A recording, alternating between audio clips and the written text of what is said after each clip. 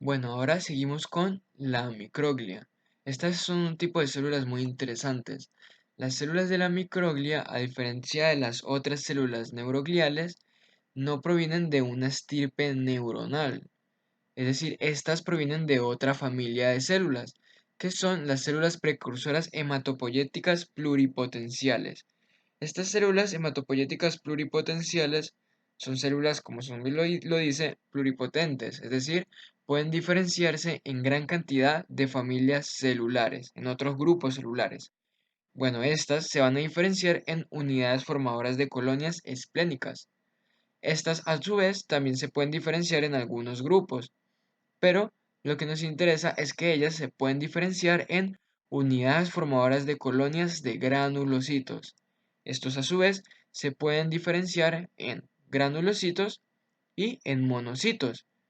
Estas unidades formadoras de colonias de granulocitos y monocitos, lo que nos interesa es que en algún momento se podrían diferenciar en monocitos. Y aquí, una vez diferenciadas en monocitos, pasan a la sangre al torrente circulatorio y van a madurar, van a crecer más, van a desarrollar una mejor capacidad fagocítica, tomando el nombre de macrófagos. ¿Ok? Entonces podemos decir que un macrófago es un monocito maduro. Estos macrófagos, al pasar por el torrente sanguíneo, este es un, este es un vaso, por si acaso, al pasar por el torrente sanguíneo, en todos los tejidos, ellos van a pasar al tejido circundante por medio de diapédesis, ¿ok? Y en el tejido circundante van a adaptarse, van a tener un proceso de adaptación al tejido en el que se encuentran, van a formar inserciones con ese tejido y van a inactivarse, es decir, van a guardar, van a quedarse ahí sin realizar ninguna actividad fagocítica en ese momento. Esto ocurre en todos los tejidos. En el tejido en el que se encuentre y en el tejido al que se adapte, una vez que se adapta, van a tomar un nombre específico en cada tejido. Por ejemplo, cuando llegan al tejido del sistema nervioso central, ellas forman sus inserciones, se inactivan y ahí en ese momento van a tener el nombre de microglia, es decir, las células microgliales no son más que macrófagos inactivos, son macrófagos tisulares inactivos. Ok, ahora ellas se van a quedar allí inactivas hasta que por algún estímulo, ya sea por una lesión, por algún trauma o por alguna infección, éstas se activen, rompan sus inserciones y comiencen el proceso de fagocitosis. Ellas rompen sus inserciones, viajan hacia el lugar de la infección o hacia el lugar del trauma y en ese lugar, después de esa migración, en ese lugar van a fagocitar, van a cumplir su función fagocítica y también van a cumplir una función denominada la función presentadora de antígenos, ya que en ese momento en el que hay un trauma, en el que hay una situación de infección, van a también a migrar por medio de los vasos sanguíneos, van a migrar los linfocitos y gracias a que a que los macrófagos, es decir, a que las células microgliales son presentadores de antígenos, le van a presentar los antígenos a los linfocitos, es un mecanismo de defensa inmunitario. Y bueno, ok, entonces ya sabemos las funciones que tienen las células de la microglia. Su principal función es de fagocitar y su otra función es de presentadora de antígenos para los linfocitos y así realizar un mecanismo mediador inmunitario. Ahora hablemos del epéndimo. Las células del epéndima o del epéndimo son las células que van a recubrir los ventrículos cerebrales, es decir, esas cavidades que se encuentran en el interior del cerebro y también en el canal central de la médula espinal, o también conocido como conducto ependimario. Estas células están en una disposición muy junta a manera de una capa que recubre dichas cavidades.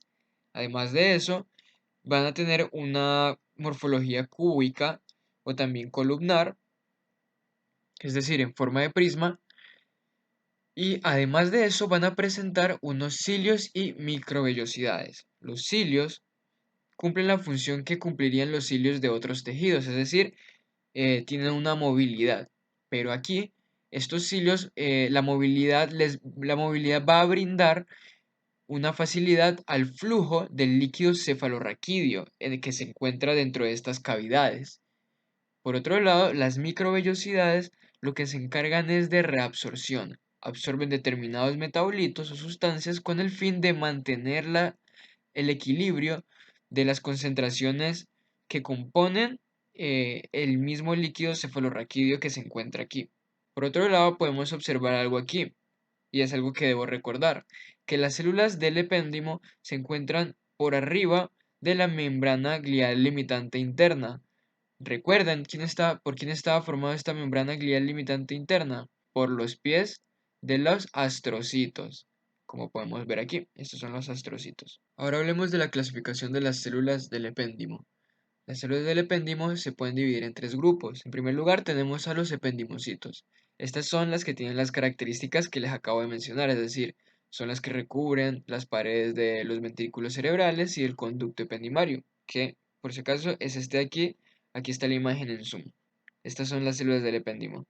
Estos ependimocitos van a ser las que tengan esa característica de forma cuboidea o columnar, como podemos ver aquí. Van a tener los cilios y las microvellosidades, como les había explicado. Ya, eso es lo que corresponde a ependimocitos. Pero vamos a unas células un poco más específicas. Estos van a ser los tanicitos. Los tanicitos van a ser las células del epéndimo que recubran el piso del tercer ventrículo y la eminencia media del hipotálamo. ¿Cuál es ese tercer ventrículo? Aquí está, se los presento. Este tercer ventrículo, para tener bien claro qué es esto, vamos a tener en cuenta esta cosa. Así, digamos que esto que está aquí pintado como que de un color naranja pálido o de un color piel, va a ser una pared que se encuentra atrás. Esta es la pared de atrás de toda una cavidad, ¿sí? Como una caja. Esta va a ser la pared de atrás y tu pantalla va a ser la pared de adelante, ¿ok? Lo que se encuentra encerrado entre la pared de atrás, que es esto que está pintado, y la pared de adelante, que es tu pantalla, va a ser una cavidad. Esta cavidad va a estar llena de líquido cefalorraquídeo. Ahora además, como les dijo que es como una caja, entonces va a tener un piso, ¿verdad? Este va a ser el piso del tercer ventrículo, ¿sí? Y como podemos ver aquí hay una pequeña elevación.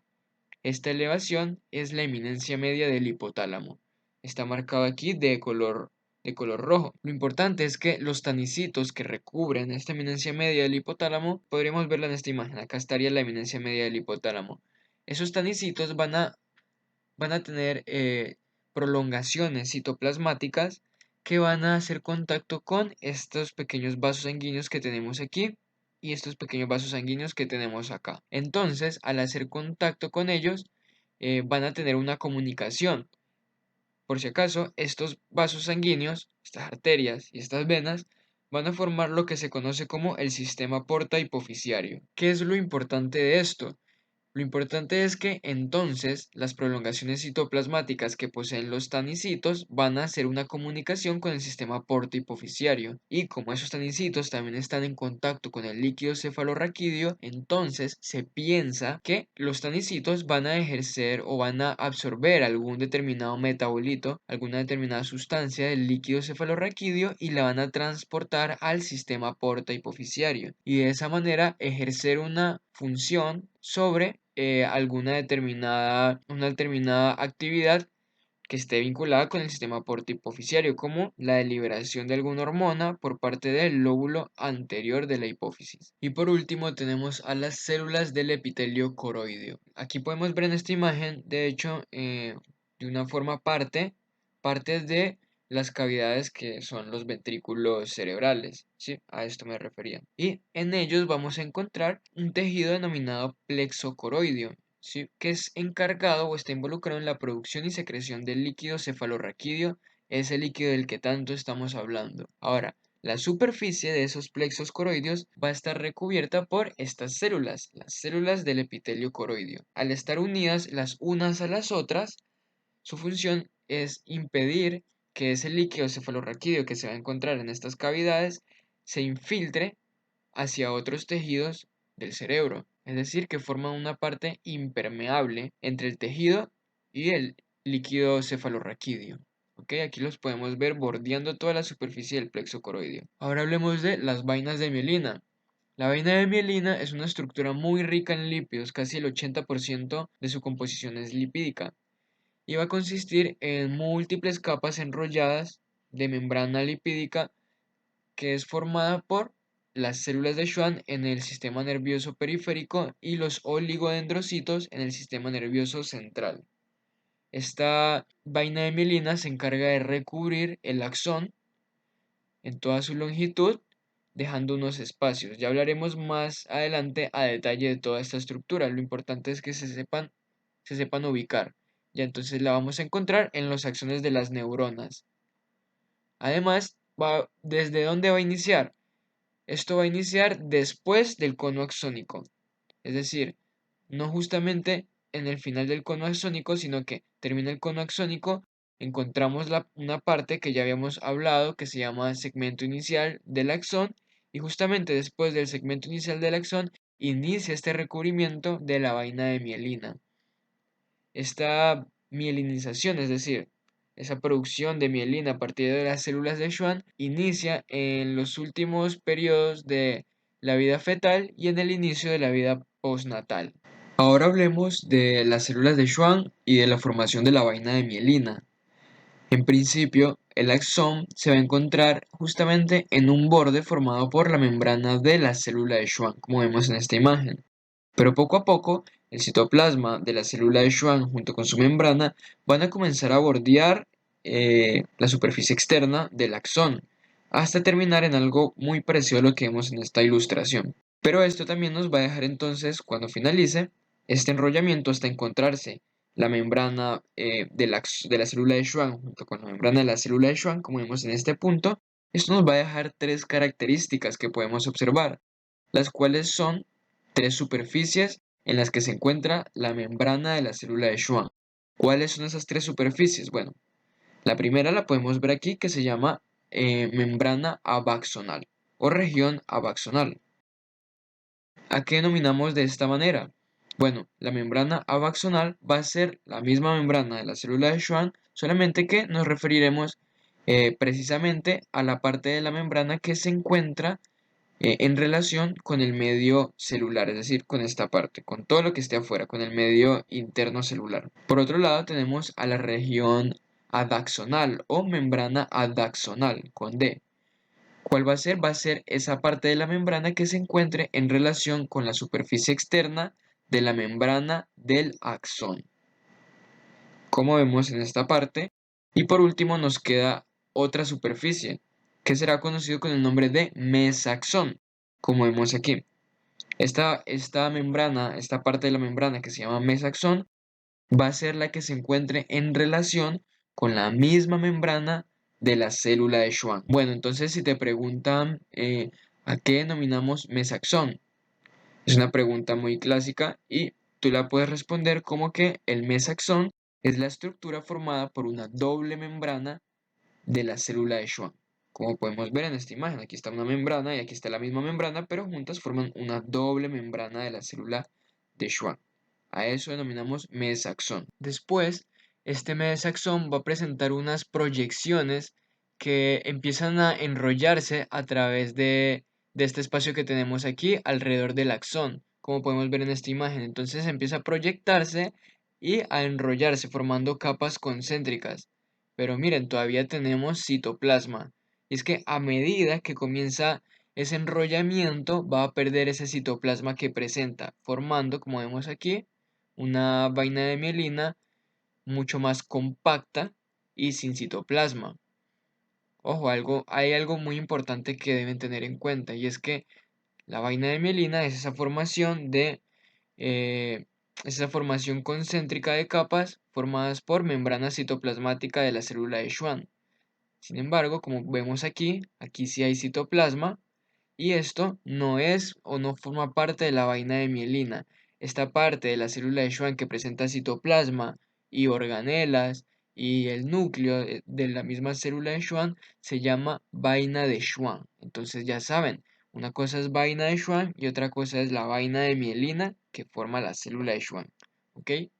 Además, a medida que se va perdiendo ese citoplasma a causa del enrollamiento, se van a ir formando, se van a ir presentando unas proteínas de fijación muy importantes. La más importante y la que suelen preguntar mucho los profesores es la proteína P0.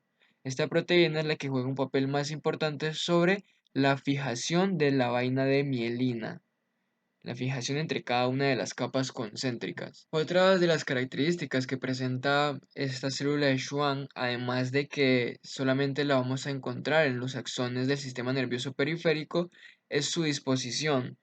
Es decir, vamos a encontrarla en una disposición de un segmento de axón para cada neurona, para cada célula de Schwann.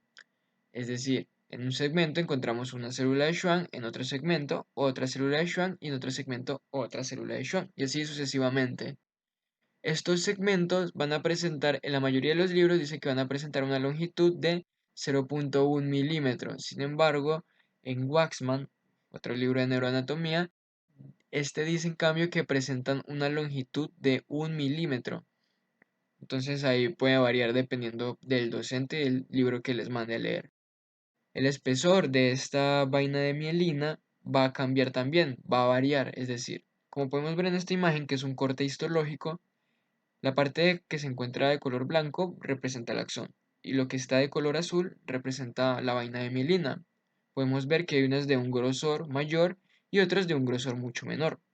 Esto ocurre depende de el tamaño del mismo axón. Si presenta un axón un diámetro grande, entonces la vaina de mielina va a ser más gruesa. Pero si en cambio tenemos un axón más pequeño, la vaina de mielina va a ser menor, va a ser más delgada también, más angosta. Y esto es producto de un factor de crecimiento. Es una proteína denominada neuregulina. Esta proteína neuregulina le indica o modifica el crecimiento de la vaina de mielina o la producción de la vaina de mielina, vaya. ¿Dónde se encuentra esta neuregulina?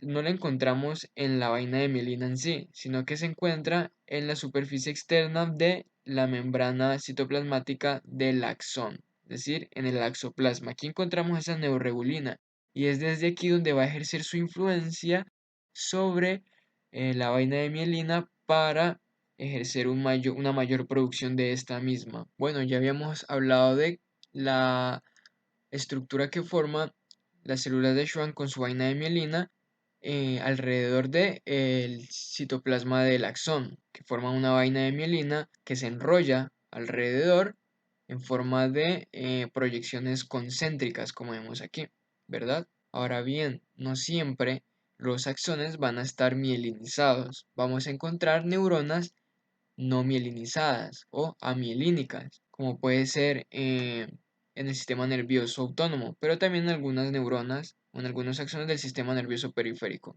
Lo importante es entender su distribución o su disposición.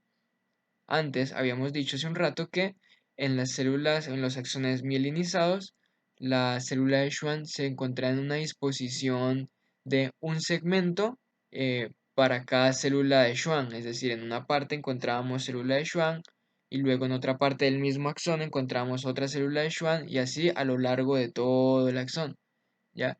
Eso en las mielinizadas, pero en los axones no mielinizados es diferente.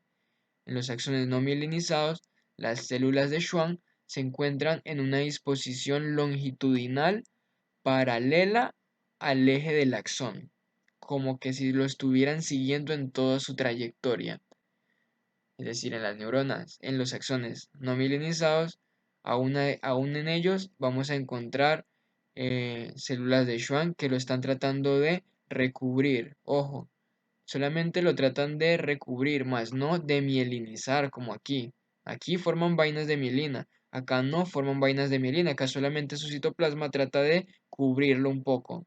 Ya, en algunas ocasiones, la vaina, bueno, el citoplasma de la célula de Schwann va a cubrirlo casi completamente hasta formar un mesaxón, o en algunas ocasiones no lo va a cubrir completamente. De hecho, aquí en esta imagen, que es una microfotografía electrónica, podemos ver a una célula de Schwann, este es el núcleo, y cómo va bordeando y va encerrando a los axones, que son estos que están aquí de un tono más pálido. Entonces, en algunas ocasiones lo puede encerrar completamente y en algunas ocasiones no. Su principal función aquí va a ser la de sostén y también le otorga o le da determinados nutrientes a los axones de las neuronas con las que se encuentran relacionadas. Puede ser, en algún caso, una sola célula de Schwann relacionada con un solo axón o como en esta imagen, una célula de Schwann relacionada con varios axones al mismo tiempo. Ahora bien, puede surgir la pregunta, ¿para qué o cuál es la función que tienen las células de Schwann en los axones de las neuronas en general? ¿Cuál va a ser? No, no va a ser la de aislante eléctrico, va a ser la de sostén. Su principal función en los axones va a ser la de sostén. Va a prestarle o va a proveerle sostén y estructura a los axones. ¿Por qué? Porque estoy preguntando axones en general, ya que la función de aislante solo la va a cumplir en los axones que se encuentran mielinizados. Allí va a cumplir la función de aislante. Acá no va a cumplir función de aislante, solo va a cumplir función de sostén. Entonces, en general, para los axones mielinizados y amielinizados, la función principal de la célula de Schwann es de sostén. Algo que deben tener en cuenta y algo debe quedar muy claro es que las células, los axones mielinizados presentan una conductividad de impulsos nerviosos más rápida que los no mielinizados. Estos van a conducir sus impulsos nerviosos de una forma más lenta. Los oligodendrocitos se van a encontrar de forma paralela uno a uno, en fila, es decir, aquí va a haber un oligodendrocito y más atrás va a haber otro oligodendrocito y acá adelante debería haber otro oligodendrocito. Además, no solamente se van a encontrar en la parte de los axones, también vamos a encontrar algunos oligodendrocitos que se encuentren muy cercanos al cuerpo de la neurona, pero obviamente no van a mielinizar el cuerpo de la neurona, solamente se van a encontrar muy cercanos a este. Y en esta parte se dice o se piensa que los oligodendrocitos, por su estrecha relación que presentan con el cuerpo de la neurona, podrían tener alguna influencia entre los potenciales de acción. Pero bueno, esto todavía es una hipótesis. Algo también característico de las vainas de mielina que forman los oligodendrocitos es que solamente va a haber en un axón, vamos a encontrar una vaina de mielina entre dos nódulos de Rambier, nada más. Como pueden ver aquí, es decir, una vaina de mielina, o sea, un oligodendrocito genera una vaina de mielina en solamente un segmento de ese axón y luego generará otra vaina de mielina en solamente un segmento de ese otro axón y así lo mismo en otro axón, ¿ok? Esta otra vaina de mielina que encontramos en este otro axón es producido por otro oligodendrocito y este de aquí por otro oligodendrocito y así sucesivamente, es decir, solamente mielinizan un segmento de un axón, pero lo hacen con varios axones al mismo tiempo. Eso es lo que debe quedar bien claro. Y por último vamos a hablar de las fibras nerviosas. Una fibra nerviosa no es nada más que un axón junto con su vaina de mielina si es que la presenta.